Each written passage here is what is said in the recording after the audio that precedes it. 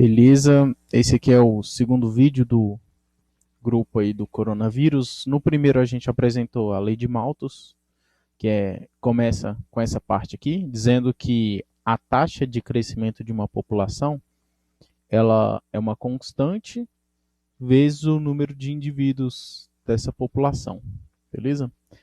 Trabalhando com essa equação aqui, resolvendo essa equação diferencial, a gente acaba chegando nisso aqui. Isso aqui, o que que isso diz para a gente? Que o número de indivíduos cresce exponencialmente. Ele é um número inicial vezes uma exponencial. Tá. Hoje eu queria começar esse vídeo falando a respeito de crescimento de cultura de bactérias. Eu esqueci de botar aqui. É muito comum, pessoal da biologia, pegar uma placa de Petri, né? É assim que eles chamam, se eu não me engano. Coloca nessa placa, geralmente tem água e açúcar, e aí coloca uma semente, uma bactéria, e a bactéria começa a se desenvolver. E o que acontece com o número de indivíduos nessa placa? Normalmente nessas placas aí. Inicialmente, a gente tem. Ela começa bem devagarinho, cresce muito lentamente no início. E aí existe um certo ponto em que ela começa a crescer muito rápido. Depois ela permanece constante, aproximadamente constante por um tempo. Depois volta a decair.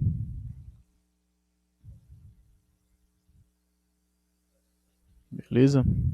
É mais ou menos essa curva que monta aí. Se você pegar qualquer livro de biologia, você vai conseguir encontrar essa curva. Isso aí normalmente o pessoal fala em crescimento e cultura de bactérias. Beleza? Eles até separam esse gráfico em algumas partes. A primeira parte que eles separam é essa parte inicial aqui.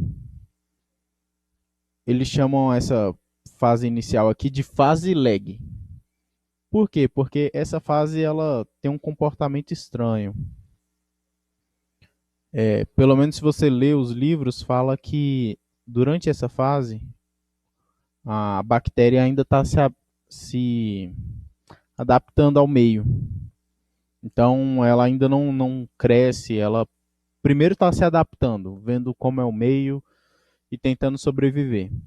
E aí depois que ela se adapta, ela começa a crescer uma velocidade muito grande. Esse período aqui a gente chama de fase exponencial, o período onde tem um crescimento muito grande. Vou escrever aqui embaixo. Fase exponencial.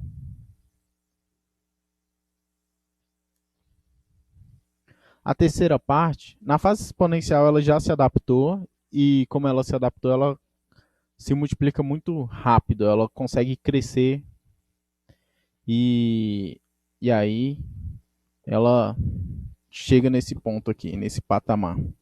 Essa parte de cima aqui é a parte que o pessoal chama de fase estacionária. É onde a população não consegue crescer mais. Eu até falei um pouco sobre isso no vídeo passado.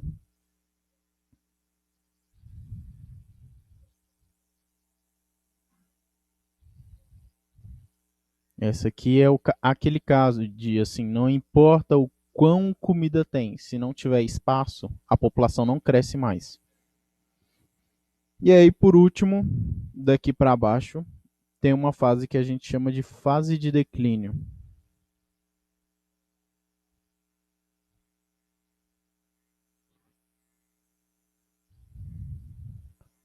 O comportamento da doença que a gente propõe estudar aí mais na frente, o coronavírus, ele tem um comportamento bem análogo a isso aqui.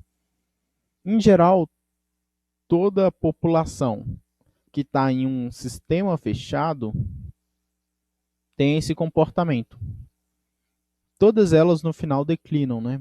Por exemplo, se você prender uma pessoa, prender várias pessoas dentro de um shopping, pô, lá pode ter muita comida, mas um dia a comida vai acabar e todo mundo vai morrer, né?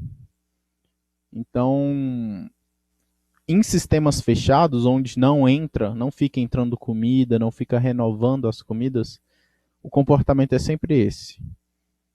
Começa com adaptação, um crescimento rápido, até atingir a população limite, e aí, na população limite, eles continuam vivendo lá, e aí até acabar os recursos. E aí, quando acaba os recursos, entra na fase de declínio. A lei de Malthus que a gente estudou, ela descreve muito bem essa parte aqui, a fase exponencial. Ela não descreve bem o início, que é a fase lag.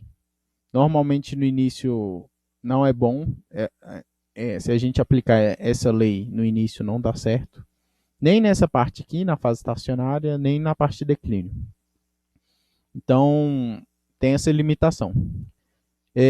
Hoje eu vou começar a falar um pouco sobre a parte estacionária, a fase exponencial junto com a parte estacionária.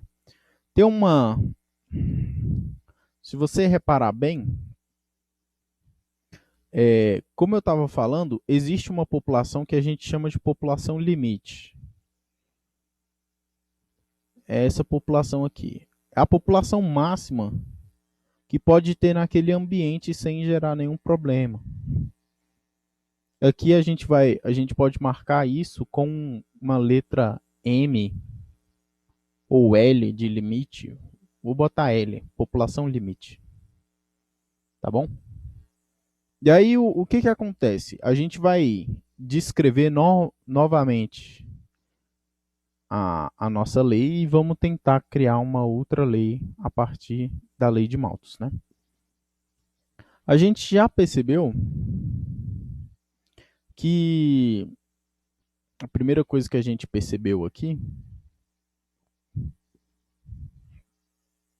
é que... Calma aí, vou escrever aqui. Observe. A primeira coisa que a gente percebeu é que a taxa de variação do número de indivíduos ela é proporcional ao número de indivíduos. Então, a taxa de crescimento ela é proporcional ao número de indivíduos que tem naquela população. Mas olha que interessante. Aqui a gente está vendo que tem um limite. E uma das coisas interessantes que a gente consegue observar é que quanto mais próximo da população limite a gente chega, mais devagar a população passa a crescer. Por quê? Porque não tem mais onde comportar. Não tem mais como comportar mais bactérias. E se não tem mais como comportar bactérias, o que acontece?